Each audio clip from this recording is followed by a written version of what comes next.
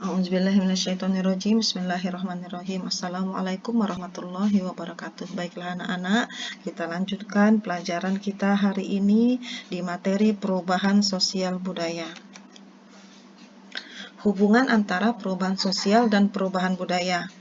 Perubahan sosial pada hakikatnya adalah perubahan yang terjadi pada lembaga kemasyarakatan termasuk nilai-nilai, sikap, dan perilaku dalam masyarakat dan berbagai aspek kehidupan seperti teknologi, pengetahuan, pola pikir masyarakat sehingga mempengaruhi sistem sosial. Sedangkan perubahan kebudayaan merupakan perubahan dalam sistem yang menyangkut ide dalam kehidupan masyarakat. Perubahan sosial dibagi menjadi beberapa bagian. Perubahan sosial berdampak berdasarkan kecepatan berlangsungnya. Perubahan sosial berdasarkan kecepatan berlangsungnya dibedakan menjadi dua, yaitu perubahan evolusi dan revolusi. Berikut konsep mengenai bentuk perubahan evolusi. 1. Perubahan yang terjadi secara berulang-ulang. 2. Perubahan yang terjadi dalam aspek kehidupan mendasar manusia. 3. Perubahan yang sengaja direncanakan untuk meningkatkan kesejahteraan. 4. Perubahan yang kecil yang saling berkaitan dan berlangsung dalam jangka waktu yang lama. Dan 5. Perubahan yang terjadi secara cepat dan mempengaruhi sistem sosial masyarakat.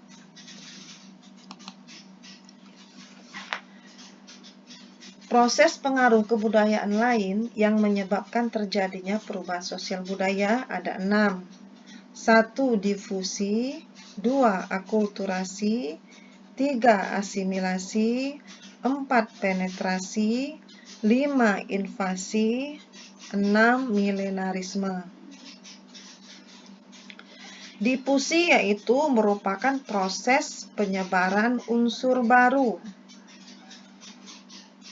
Akulturasi atau cultural contact terjadi ketika satu kebudayaan tertentu dihadapkan dengan unsur-unsur kebudayaan asing. Lambat laun, unsur kebudayaan asing tersebut melebur atau menyatu ke dalam kebudayaan sendiri, tetapi tidak menghilangkan ciri kebudayaan lama. Asimilasi merupakan pertemuan dua kebudayaan yang lambat laun melebur menjadi kebudayaan baru, di mana unsur dari masing-masing kebudayaan asli hilang. Penetrasi merupakan proses perembesan unsur budaya kepada suatu masyarakat baik secara damai maupun paksaan. Invasi yaitu masuknya unsur-unsur kebudayaan asing ke dalam kebudayaan setempat dengan peperangan atau penaklukan bangsa asing terhadap bangsa lain.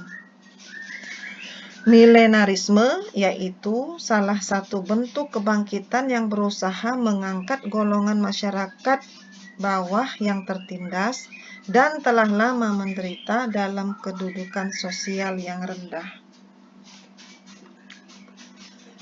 Nah, globalisasi itu memiliki beberapa dampak positif dan tentu juga ada dampak negatif.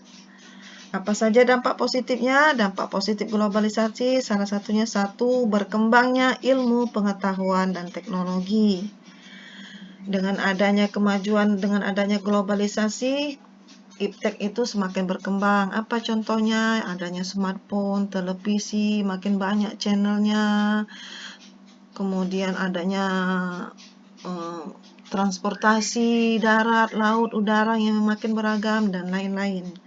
Yang kedua, meningkatnya efektivitas dan efisiensi. Ya, dengan kemudahan dan kecanggihan teknologi semuanya akan lebih efektif. Contohnya dengan penggunaan smartphone. Kemarin waktu COVID-19 kita tetap bisa belajar walaupun terpisah jarak dan waktu. Bisa belajar dari rumah menggunakan Google Meet, Google Classroom, dan lain-lain. Perekonomian suatu negara semakin meningkat meningkatnya taraf hidup masyarakat, komunikasi semakin cepat dan mudah, berkembangnya dunia pariwisata, perkembangan alat komunikasi dan keterbukaan informasi. Dampak negatif globalisasi, westernisasi, itu artinya masuknya budaya barat atau budaya asing ya. Kenapa menjadi negatif? Karena disalahgunakan. Misal banyaknya LGBT, kemudian karena apa? Karena masuknya budaya barat.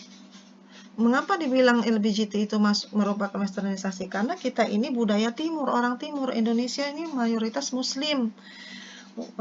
LGBT itu salah satu dosa besar. Nah, dengan adanya dampak globalisasi, terjadinya masuknya budaya asing, banyak akhirnya marak LGBT dan lain-lain.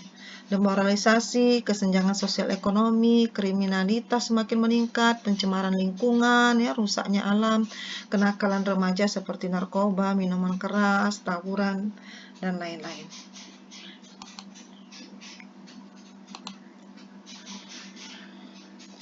Bentuk perubahan sosial budaya. Nah, dilihat tadi tabelnya ya. Bentuk perubahan itu dilihat dari waktunya, dilihat dari pengaruhnya, dilihat dari perencanaannya. Dilihat dari waktunya, revolusi dan evolusi, dilihat dari bentuk pengaruhnya, besar dan kecil, dilihat dari perencanaannya, direncanakan dan tidak direncanakan. Penyebab dan penghambat perubahan sosial budaya. Penyebab perubahan sosial budaya bertambah dan berkurangnya penduduk, penemuan baru, konflik, terjadinya pemberontakan, perubahan lingkungan alam, peperangan, pengaruh kebudayaan masyarakat lain. Penghambat perubahan sosial budaya, kehidupan masyarakat yang terasing, perkembangan ilmu pengetahuan yang terlambat, sikap masyarakat yang tradisional, adanya prasangka terhadap hal-hal baru atau asing, adat istiadat. Baiklah, demikian yang bisa Ibu sampaikan di materi ini. Untuk hal-hal yang belum jelas dan belum kalian pahami, bisa kalian tanyakan nanti ya. Wassalamualaikum warahmatullahi wabarakatuh.